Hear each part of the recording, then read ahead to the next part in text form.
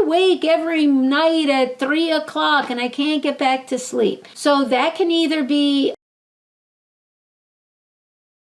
hi, I'm Dr. Mona Morstein. I've been a naturopathic physician for 36 years. If you're new to my channel, please click the link below to subscribe. And otherwise, let's dive on into today's talk, which are 5 ways to enhance your sleep after menopause. Look, there's nothing more enjoyable and rejuvenating than a good night of sleep. But sleep is a really complex thing. It's very complicated. It includes many interacting areas of the human brain. The hypothalamus, the suprachiasmatic nucleus, the brainstem, the pineal gland, the basal forebrain, midbrain, the amygdala, like all these parts of your brain you may have never even heard about, have to really interact precisely to get that good night's sleep. And it's amazing that in general they do all sync together so that sleep is a smooth and healing process. Now, sleep consists of 4 cycles of 4 different stages. Now, the first stage we just go to bed in. So stages 2, 3, and 4, these repeat throughout the night in like 90-minute cycles. Now, we really need sleep. The benefits are enormous throughout all of the stages.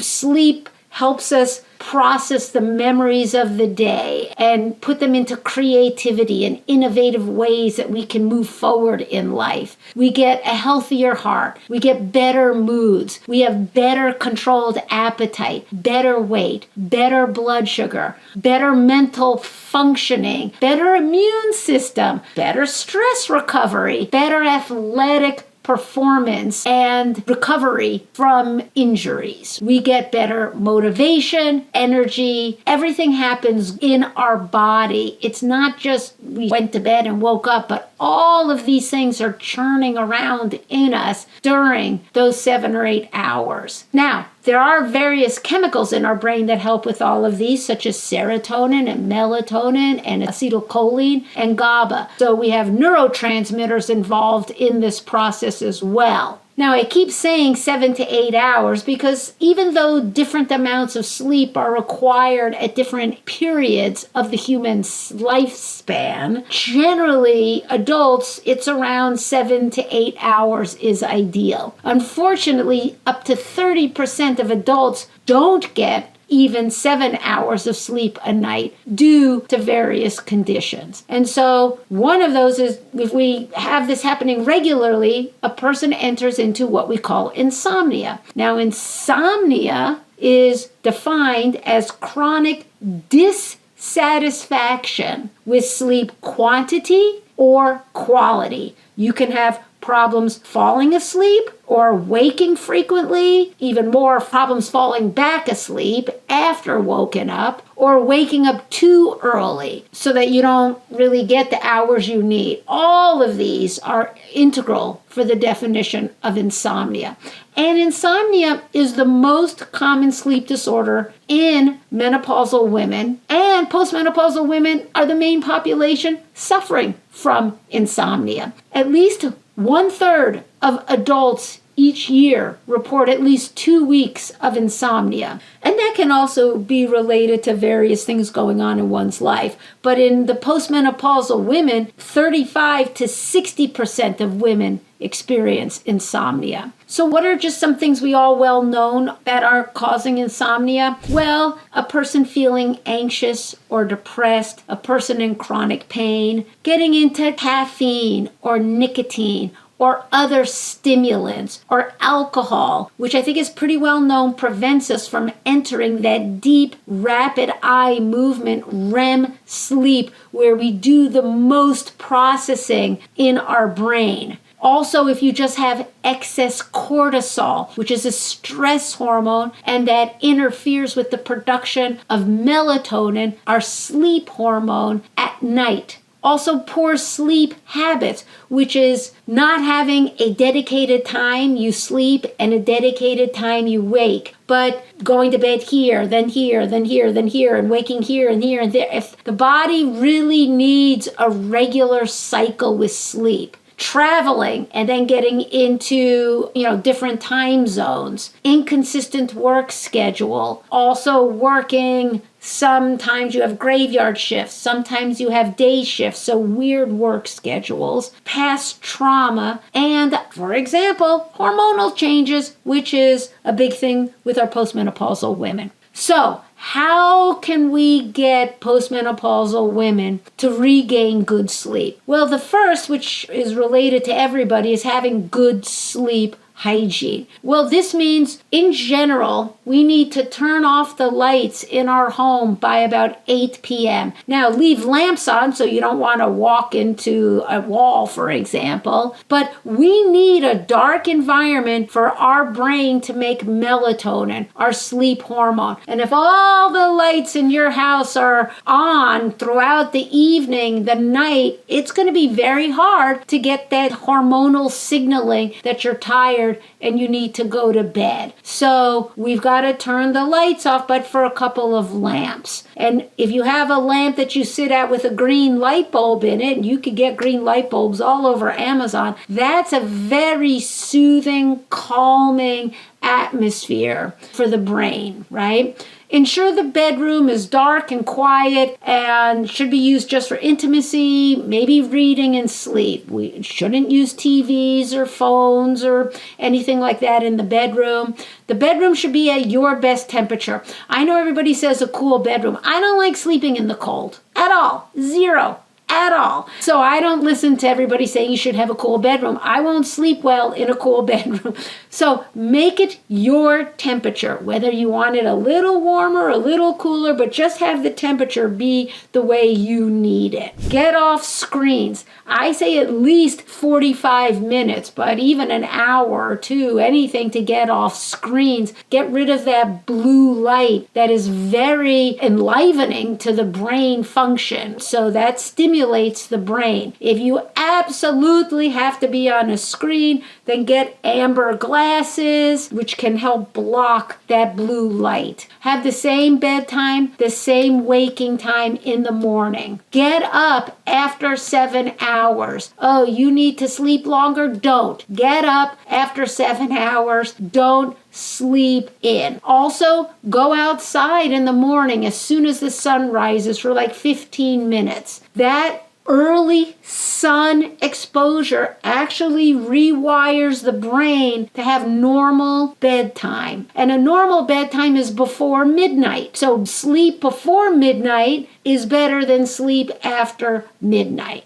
Obviously, at the night, don't watch violent TV shows or news before bed and have all these negative things in your head and then lie down and think, why can't I fall asleep? Don't eat or drink for 2 to 3 hours before bed. Now, that's the general rule. For some other people, I wake every night at 3 o'clock and I can't get back to sleep. So that can either be caffeine or a medication you're taking, which in the Chinese clock is right around the liver time. So sometimes when we have the detox thing, it whacks out our liver and can wake us at 3. But a lot of times, if you have dinner at 6 and then at 3 in the morning, that is 9 hours. Some people just have a metabolism that they're going to be hungry and the cortisol will wake them up and that will interfere with getting back to sleep. So for some people, eating a little bit before bed, if it's been 6 hours, say, since supper, a little bit, maybe, a little chicken or a little turkey or half an apple with a little nut butter on it, something like that, just so that they won't run out of blood sugar and get woken up in the middle of the night. The last thing I recommend is having a pad of paper on your nightstand. So if you're laying in bed and you're like, oh God, I forgot, I better call so-and-so tomorrow,